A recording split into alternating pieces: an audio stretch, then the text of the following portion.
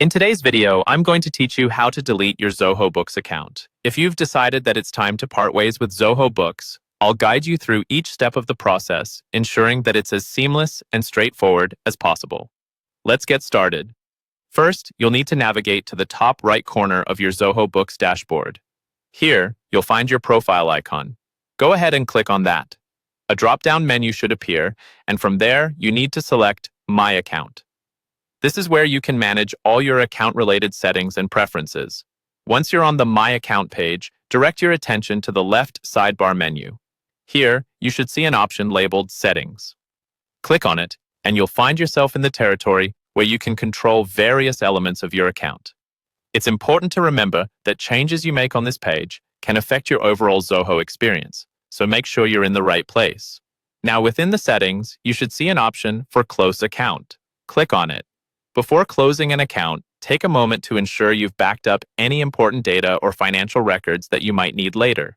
It's always a good idea to have your accounts squared away before making any drastic changes. The next step involves a bit of security. You'll need to enter your password to verify your identity. This is Zoho's way of making sure that the person trying to close the account is indeed you, and it helps protect your account from unauthorized changes. Once you've entered your password, you'll be prompted to move on to the next step. Zoho Books will then ask you to provide a reason for why you are choosing to close your account. This feedback is valuable as it helps them improve their services. Whether it's due to changes in your business model or if you found an alternative, feel free to be as candid as you'd like.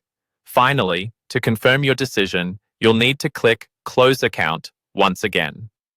Zoho will likely remind you of the implications of this action, such as losing access to your data and services, but once you're sure, this final click will set the process in motion.